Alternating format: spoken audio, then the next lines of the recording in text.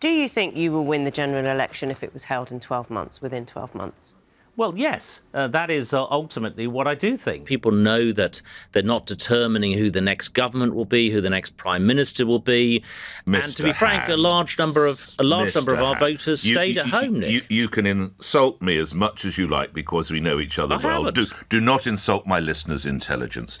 Your party has suffered, I understand, one of, if not the worst ever, by-election defeat for a sitting government ever. But what? I might say that the big problem we have is still Conservative voters staying at home. The Labour vote hardly went up at all. In fact, it went down slightly in mid-Bedfordshire. No breakthrough for the Liberal Democrats. But clearly disappointing for us, and we'll have to reflect on the fact that a large number of Conservative voters stayed at home. Will last night's results make any difference to the Prime Minister as to when he calls a general election?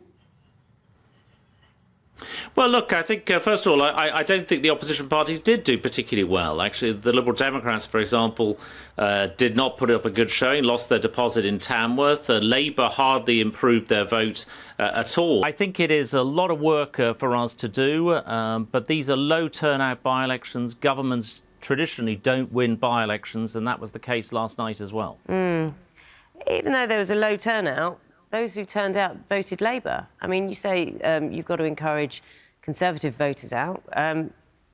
Just because they stayed at home doesn't mean that they've necessarily voted for you anyway.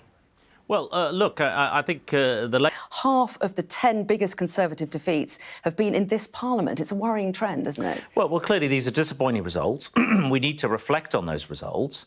But by-elections are not often a good indicator of how an ensuing general election will happen. OK, so what are you saying? Nothing needs to change? No, I'm not saying that. I'm saying that we need to think particularly about the fact that Conservative voters are not coming out to vote Conservative at the moment. These are not... The Labour vote is up 22% in Tamworth and up 12% in mid-Bedfordshire. The Conservative vote is down 25% in Tamworth and 28% in mid-Bedfordshire. Come on, let's be candid with you. Why have people fallen out of love with the Conservatives, Mr Hands? Well, that is the right question. Stayed at home when they must have known, as you do, that these were very important, these by-elections.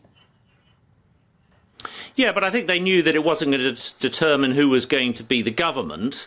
And I think also there are significant legacy issues, if you like, in both constituencies. You know, the reason why the by-election was called in the first place. But what we need to do is to get on with delivering on Rishi Sunak's 5 priorities. We've got some really exciting new approaches on net zero, HS2, the smoking changes, the reforms to A-levels, a lot of key government reforms and changes coming through. And those are the sort of exciting policies that we'll be presenting more of to the electorate as we move forward to next year's general election. Polling guru. You're far from it. Voted. And Tamworth voted very strongly for Brexit.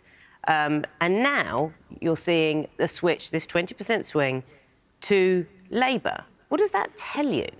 Well, if I might, it doesn't say that there is a switch to Labour. In fact, the number of Labour voters is about 800 higher than it was 4 years ago, which is very insignificant.